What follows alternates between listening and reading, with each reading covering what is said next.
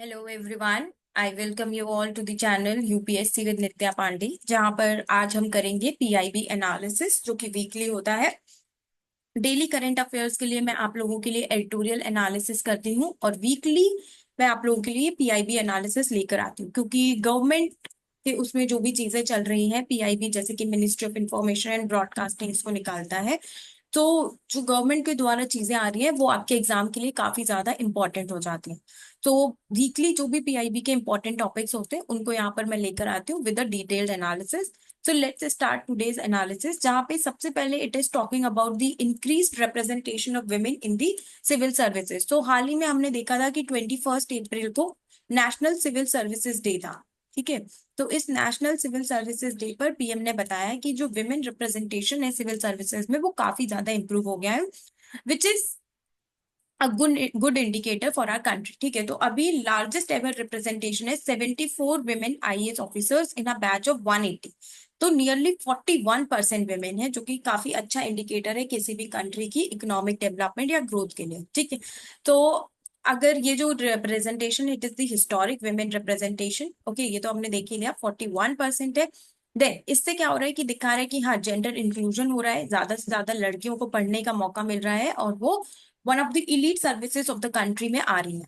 Then इससे क्या होगा कि अगर जो विमेन है, नंबर ऑफ विमेन ज्यादा रहेगा सिविल सर्वेंट में, तो civil servants are the one जो कि रिस्पॉन्सिबल है पॉलिसी डिसीजंस के लिए, इम्प्लीमेंटेशन ऑफ पॉलिसीज। तो इससे क्या होगा, विमेन लेड डेवलपमेंट पे भी और ज्यादा फोकस होगा। And it also shows a shift to a gender inclusive civil services. ठीक है। नाउ इसका रेलिवेंस कहाँ कहाँ पर है, तो इसका रेलिवेंस आपके GS paper 1 society, GS 2 social issues और गवर्नेंस में ये टॉपिक आपका आ जाता है। नाउ इससे जो सिविल सर्विसेज इटसेल्फ की डाइवर्सिटी है और उसका जो डेमोक्रेटाइजेशन है, ज्यादा से ज्यादा लोगों का पार्टिसिपेशन, ज्यादा से ज्यादा व्यूज आना, वो भी होता है।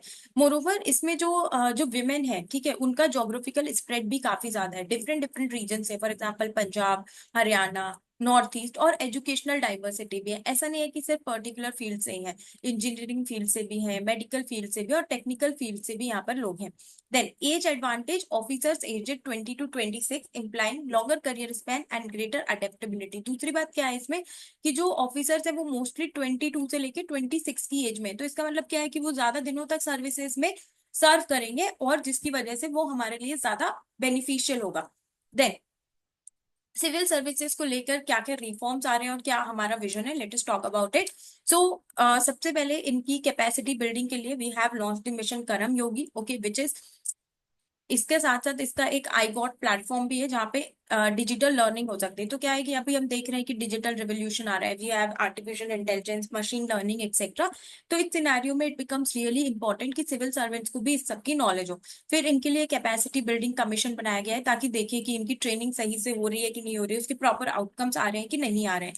Then we have annual capacity building plan, और साथ में एक असिस्टेंट सेक्रेटरी प्रोग्राम भी है, जो कि पीएम मोदी ने लॉन्च किया था इन द ईयर 2015। यहाँ पर क्या होगा, इनको एक्सपोजर मिलेगा टू डिफरेंट सेंट्रल मिनिस्ट्रीज, ताकि इन्हें समझ आए कि चीजें काम कैसे करते हैं और बेटर पॉलिसी फॉर्मुलेशन हो सके। इससे क्या हुआ कि इसका इम्पैक्ट हुआ कि रियल टाइम डिसीजन मेकिंग बढ़ गई। और ये जो असिस्टेंट सेक्रेटरी प्रोग्राम है, इसकी हमने सक्सेस भी देखी ड्यूरिंग दी कोविड-19। देन काफी ज्यादा टेक्नोलॉजी वगैरह से भी हम इनको अवेयर करा रहे हैं, जैसे कि we have the tech literate bureaucracy. ठीक है। टेक्नोक्रेट्स एज असेट्स, जो engineers, technical professionals etcetera civil services join कर रहे हैं, उनको भी हम काफी ज्यादा यूज कर सकते हैं। देन स्वामित्व योजना यहाँ पर एक केस इन पॉइंट है to democratize land rights. Technology यहाँ पर हमने यूज की टू एंश्योर गवर्नेंस एक्सेस। तो स्वामित्व योजना में बेसिकली क्या हुआ कि जो लैंड रिकॉर्ड्स है उनको डिजिटलाइज कर दिया गया, क्योंकि जो लैंड रिकॉर्ड्स थे वो बहुत ज्यादा इधर उधर फैले हुए थे। तो जिसकी वजह से हमने देखा कि कैसे टेक्नोलॉजी एक असेट बन सकती है for the governance. Then we are also focusing upon human centric और रिस्पॉन्सिव गवर्नेंस। तो जो सिविल सर्वेंट्स हैं, okay, they are the servant of the people. ठीक है। तो उनको बहुत ज्यादा ह्यूमन सेंट्रिक होना पड़ेगा और रिस्पॉन्सिव भी होना पड़ेगा। तो जिसके लिए हमने क्या किया, एक grievance redressal system CP grams लेके आए, जहाँ पे 98% रेजोल्यूशन रेट है, 26 लाख केसेस रिजॉल्व हो सके हैं, और एवरेज डिस्पोजल टाइम अब बस 13 डेज का है। देन हमने इसमें एक ह्यूमन डेस्क भी लेकर आए, ताकि इमोशनल क्लोजर रहे beyond technical fixes. Then empathy पे एम्फेसिस करते हैं। And then we have long term administrative vision as well, जहां पर ऑफिसर्स को अर्ज किया गया है कि वो इस तरह से इनिशिएटिव्स लें, इस तरह से काम करें कि finally we can adopt the vision of developed India by 2047। Then we also have the emphasis on Antyodaya, that is uplifting the most marginalized. We are also focusing upon a future ready bureaucracy, ठीक है, that is कि आगे आने वाली problem से हम कैसे deal कर सकते हैं। तो हमारा फोकस है कि फ्लेक्सिबल कार्डर रूल्स रहे और डायनेमिक सिविल सर्विसेज को हम डायनेमिक बनाए। Then we are also focusing upon कि जो लोग जो ऑफिसर्स रिटायर हो गए उनकी नॉलेज को भी हम यूज कर सके। तो इसके लिए हमारे पास डिजिटल रिपोजिटरी एक्सपर्टीज है और अनुभव अवार्ड्स भी हम देते हैं, ताकि ऑफिसर्स को इंसेंटिवाइज कर सके कि वो अपने एक्सपीरियंसेस डॉक्यूमेंट करें और आगे आने वाले फ्यूचर सिविल सर्वेंट्स को वो ये समझाए। Now youthful and diverse batches signal a potential generational shift in governance culture. Empathy और टेक्नोलॉजी के साथ ही आप गवर्नेंस एक्सीलेंस अचीव कर सकते हैं। नेक्स्ट इज हमारे वाइस प्रेसिडेंट ने बताया है कि जो कॉन्स्टिट्यूशनल ऑफिसेज हैं वो ऑर्नामेंटल नहीं है, ओके, सिर्फ सेरिमोनियल नहीं है, उनका भी काफी ज्यादा काम होता है। सिटीजन और हर डेमोक्रेसी में जो सिटीजन है वो सुप्रीम होता है, ठीक है, क्योंकि हमारे प्रियम्बल में भी क्या लिखा हुआ है, we the people of India, okay. तो हमारे यहाँ जैसे अगर जैसे हमारे यहाँ डेमोक्रेसी है, तो डेमोक्रेसी मतलब कि लोगों ने लीडर को इलेक्ट किया है, तो that particular leader is accountable to the people. Now vice president addressing the Kartavyam event, recently एक इवेंट हुआ था, उसमें उन्होंने वाइटल रोल, उन्होंने सिटीजन्स का रोल बताया कि मेजर रोल सिटीजन्स का स्ट्रेंथिंग डेमोक्रेसी में, आप लीडर्स को अकाउंटेबल रखिए, आप पॉलिसी मेकिंग में पार्टिसिपेट कीजिए, इसी से डेमोक्रेसी आपकी स्ट्रेंथन होगी। उन्होंने बताया कि ठीक है, पार्लियामेंट हमारे यहाँ सुप्रीम अथॉरिटी है एज पर द कॉन्स्टिट्यूशन, लेकिन स्टिल डायलॉग, एथिकल रिस्पॉन्सिबिलिटीज, ये सब बहुत इंपॉर्टेंट, ये आपका आ जाता है GS paper 2 polity and constitution में। उन्होंने बताया कि जो कॉन्स्टिट्यूशनल ऑफिसेज है, अगर आपको आप अगर आप उनको सिर्फ सेरिमोनियल या ऑर्नामेंटल कह दोगे, so this is against the constitutional functionary, ठीक है, और ये एक डेमोक्रेटिक फ्रेमवर्क के लिए सही नहीं है और उस पर्टिकुलर ऑफिस की डिग्निटी और रिस्पॉन्सिबिलिटी को भी हैम्पर करता है। देन ही टॉक्ड अबाउट कि सिटीजन जो है वो सुप्रीम पावर है and described each citizen as an atom in democracy. तो इस तरह की चीजों से अगर आप अपने आंसर से स्टार्ट करेंगे with the speech of vice president and such terms like atom in democracy, तो ये आपके आंसर्स को काफी ज्यादा इंप्रूव करेगा। देन उन्होंने बताया कि पार्लियामेंट सुप्रीम है बट लोगों से ऊपर नहीं है, क्योंकि elected representatives are accountable to the people. Then elected representatives का रोल क्या है कि वो पब्लिक विल, ठीक है, लोग क्या चाहते हैं, किस तरह की पॉलिसीज चाहते हैं, उस पर ज्यादा फोकस करें। रिप्रेजेंटेटिव जो है वो मास्टर्स नहीं है, ठीक है, तो ये जैसे अगर कहीं भी हम भी देखते हैं criminalisation of politics, okay, money power etcetera, ठीक है, या कोई भी फंक्शनरी अपने ऑफिस का ठीक से यूटिलाइजेशन नहीं कर रहा है, तो हम इस तरह की लाइन लिख सकते हैं कि रिप्रेजेंटेटिव जो है वो मास्टर्स नहीं है बट ट्रस्टीज है। उनका काम है कि कॉन्स्टिट्यूशन को प्रोटेक्ट करना, उसकी वैल्यूज को प्रोटेक्ट करना। डेमोक्रेसी जो है वो participatory and not just governmental. उन्होंने एम्फेसाइज किया upon participatory democracy. Participatory democracy मतलब लोगों का व्यू लेना कि आप कैसी पॉलिसी चाहते हैं, उनके ग्रीवांसेस को एड्रेस करना, ट्रांसपेरेंसी इंश्योर करना, एक्सेट्रा, जो कि इलेक्शन और गवर्नेंस के बहुत ऊपर है। Okay, true democracy emphasises upon civic culture, national ethos and heritage preservation. Citizens actively participate करना चाहिए सोवरेनिटी में, ठीक है, फ्रेटर्निटी, यूनिटी फॉस्टर करने पे। जैसे कहीं पे कोई कम्युनल राइट हो गया, तो वहां पे सिटीजन्स का काम आता है कि हम उस टाइम पे ऐसी और बातों को और ज्यादा वो हवा ना दे, ठीक है, उस टाइम पे हमें टॉलरेंस इंश्योर करना है। जैसे कि अभी पहलगाम टेरर अटैक हुआ, तो it is the responsibility of the people कि हम अपनी कश्मीर ट्रिप कैंसिल ना करें, ठीक है, चीजों को ऑब्वियसली नेशनल गवर्नमेंट इज, कुछ रेस्ट्रिक्शंस होंगे लेकिन उसके बाद कश्मीर हमारा हिस्सा है, ठीक है, तो हमें वहां जाना है, क्योंकि आतंकवादियों का तो यही था, वो तो चाहते ही ये थे कि कश्मीर की इकोनॉमी फ्लरिश ना करे, ठीक है, but as a people we should stand united at this point of time. Government जो है वो फैसिलिटेटर है, कोई सब्सटीट्यूट नहीं है, ठीक है, गवर्नमेंट इंफ्रास्ट्रक्चर पॉलिसी ये सब, लेकिन अल्टीमेटली जो काम है वो सिटीजन्स का ही होता है। तो owners of democratic success lies on individuals not just institutions. And he is also warning against the decline in discourse quality. Health of a democracy is reflected. तो डिस्कोर्स क्वालिटी मतलब लोग जिस चीज पे एम्फेसाइज करेंगे ना, उसी चीज पे जो हमारे लीडर्स है वो भी एम्फेसाइज करेंगे। जैसे कि अमर्त्य सेन ने बोला है, क्योंकि हेल्थ बहुत ज्यादा डिस्कस टॉपिक नहीं है, एजुकेशन बहुत ज्यादा डिस्कस टॉपिक नहीं है, इसलिए आप देखेंगे कि उसका बजट भी बहुत कम है। Indian government is not much focusing upon it with respect to budget, okay. And he also raised concerns over manipulated discourse driven by money power, muscle power, foreign interest. And he called for vigilance to preserve democratic integrity, ठीक है। उन्होंने बताया कि freedom of expression और dialogue twin pillars है democracy के। तो अगर जैसे फ्रीडम ऑफ एक्सप्रेशन पे कोई क्वेश्चन आता है, तो आप इस तरह से स्टार्ट कर सकते हैं कि vice president emphasize that freedom of expression and dialogue are the twin pillars of democracy और कोर मंत्रास है। नाउ अगर आप लोग जो कहना चाह रहे हैं, अगर आप डायलॉग नहीं होने देंगे, क्या होता है, डायलॉग और डिबेट होता है तो उससे ज्यादा से ज्यादा व्यूज आते हैं और अच्छे से अच्छी चीजें इमर्ज हो सकती हैं। अगर हम वो होने नहीं देंगे तो उससे क्या होगा, डेमोक्रेटिक डिके होगा, जैसे कि हमने इमरजेंसी के टाइम पे देखा था। हाउएवर एरोगेंट और इनटॉलरेंट एक्सप्रेशन, अगर एरोगेंट जैसे कि हेट स्पीच हो गया, ठीक है, इस तरह से अगर कोई एक्सप्रेशन आ रहा है तो वो डेमोक्रेसी को हमारी हार्म भी कर सकता है। इसीलिए उन्होंने बोला कि आप रिस्पेक्टफुल डिसएग्रीमेंट और सिविलाइजेशनल इथोस ऑफ अनंतवाद पे फोकस कीजिए। उन्होंने साइलेंस और टिमिडिटी के डेंजर्स भी बताया। उन्होंने बोला कि जो सिटीजन्स है, उन्हें राइट थिंग, सही चीज आपको सही वक्त पे बोलनी है, ठीक है। अगर कई बार आपको लग रहा है कि आपका डेमोक्रेटिक फ्रेमवर्क हैम्पर हो रहा है और उस वक्त अगर आप चुप है तो that can also hurt our democracy. इन्होंने काफी अच्छी बातें करी हैं। ये इन्होंने ये भी बताया कि जो नेशंस है वो बिल्ड बाय इंडिविजुअल्स, ठीक है। नेशन क्या होता है, it is a group of people. जैसे हम एक्ट करेंगे, अगर हम अपने देश में कचरा फैलाएंगे तो हमारा देश स्वच्छ कैसे बनेगा, फिर गवर्नमेंट कितने भी एफर्ट डाल ले। So that is what we mean by participation. इन्होंने नोशन काउंटर किया कि इंडस्ट्रियलिस्ट या पॉलिटिकल इलीट्स बिल्ड नेशन नहीं। इन्होंने बताया कि हर individual carries atomic power to transform society and recall justice H R Khanna's legacy as a reminder of constitutional courage. इन्होंने यूथ का भी रोल बताया इन डेमोक्रेटिक रिन्यूअल, जहाँ पे इन्होंने बोला कि यूथ को जो है पार्टीशन से, ठीक है, इस सबसे ऊपर उठना है, आपको रीजनल इंटरेस्ट से ऊपर उठना है और नेशनल इंटरेस्ट के लिए हमको काम करना है।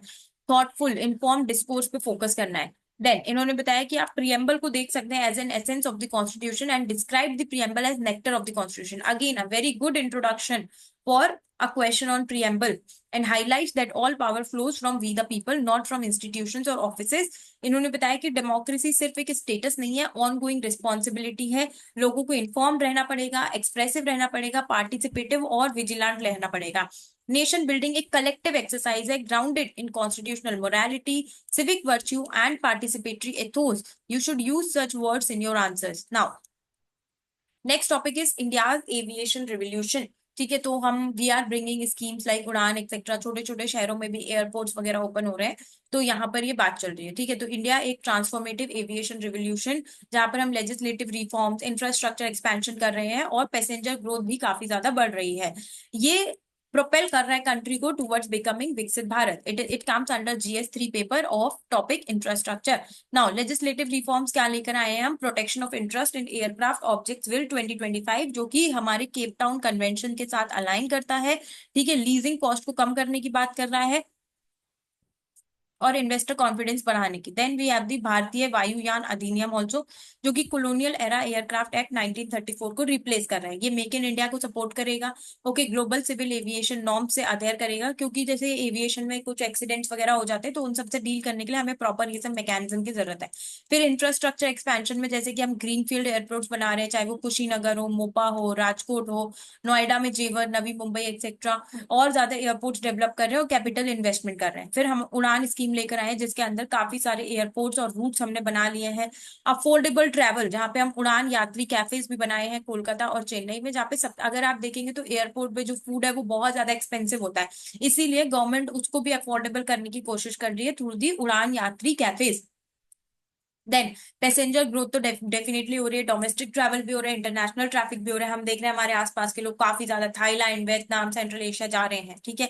इंडिया की ग्लोबल रैंकिंग भी इसमें बढ़ रही है। Then we are also ensuring safety, जहां पर हम प्रॉपर लैब्स वगैरह में state of the art accident investigation facility बना रहे हैं, डीजी यात्रा एक्सपेंशन कर रहे हैं, ठीक है, ताकि कॉन्टैक्टलेस और सिक्योर ट्रेवल बन सके। And then seaplane operation guidelines भी हम अच्छे से फॉर्म कर रहे हैं। देन सस्टेनेबिलिटी पे कैसे फोकस कर रहे हैं, ग्रीन एनर्जी अडॉप्ट करने की कोशिश कर रहे हैं, जैसे कि Chennai, Delhi, Mumbai, Bengaluru etcetera, carbon neutral और carbon negative credentials, green energy पे फोकस कर रहे हैं।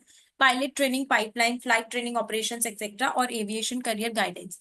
एक इकोसिस्टम भी बना रहे हैं और जेंडर इंक्लूजन की कोशिश भी कर रहे हैं हम। हमारा गोल है कि 25% रिप्रेजेंटेशन हम लेकर आए across aviation rules by 2025 for gender representation. Then air cargo expansion, जहाँ पे cargo handling capacity 8 million metric ton पहुंच गई है। ओके, तो हम इसमें भी फोकस कर रहे हैं अपॉन की कोल्ड चेन वेयर हाउसिंग बन जाए एक्सेट्रा। ग्लोबल कन्वेंशन से तो अलाइन कर ही रहे हैं और साथ में ग्लोबली कंट्रीज के साथ भी मिलके, जैसे कि एशिया पैसिफिक मिनिस्टीरियल कॉन्फ्रेंस, जहां पर दिल्ली डिक्लेरेशन निकल कर आया। देन ग्लोबल ब्रांडिंग कर रहे हैं हम इसकी। एंड अल्टीमेटली अगर हम अपने एविएशन सेक्टर पे फोकस करेंगे so it can help us in becoming job creation, economic integration and definitely ये सब विकसित भारत की तरफ हमको लेकर जाता है। Now the next topic is PM Modi launches development works worth over rupees 13,000 crore in Madhubani Bihar. National Panchayati Raj day अभी रिसेंटली था और इस पर पीएम मोदी ने काफी ज्यादा इन्वेस्टमेंट किया है towards local government. Okay, schedule to visit Madhubani Bihar to commemorate national Panchayati Raj day. ये विजिट इंक्लूड करता है inauguration and foundation laying of multiple development projects specially focusing upon rural development in the state. अगर आपको याद होगा जो गांधी जी थे, गांधी जी ने कहा था India lies in its villages. ठीक है, तो हमें अपने विलेजेस पे फोकस करना बहुत ज्यादा इंपॉर्टेंट है। 3 की प्रोग्राम्स जो कि हमारे प्राइम मिनिस्टर ने लॉन्च किए, that is PM to flag off Amrit Bharat express, Namo Bharat rapid rail in Bihar और डेवलपमेंट प्रोजेक्ट इन्होंने लॉन्च किए। देन पंचायती राज कैसे स्टैब्लिश हुआ, ये तो हम सबको पता है, 73rd constitutional amendment act, 3 tier governance. इसके अंडर जो भी सब्जेक्ट्स हैं वो 11th शेड्यूल में लिस्टिंग 29 सब्जेक्ट्स की जो लोकल गवर्नमेंट है वो कौन कौन सी चीजों पे डील करेगी, तो वो 11th शेड्यूल में। ठीक है, 3 tier system. Then prime minister is also, इस पे हम इसमें ये भी फोकस कर रहे हैं कि इंक्लूसिव रिप्रेजेंटेशन हो, दैट इज विमेन का, एससी एसटी एक्सेट्रा, और डेमोक्रेटिक पार्टिसिपेशन इससे बढ़ता है लोगों का, क्योंकि डायरेक्ट लोगों का कांटेक्ट रहता है इसमें। ठीक है, फिर फिजिकल डिसेंट्रलाइजेशन। फिजिकल डिसेंट्रलाइजेशन मतलब इनके पास फंड्स वगैरह भी होने चाहिए अगर इन्हें वर्क करना है, तो उसके लिए हमने state finance commission, state election commission बनाया था ना।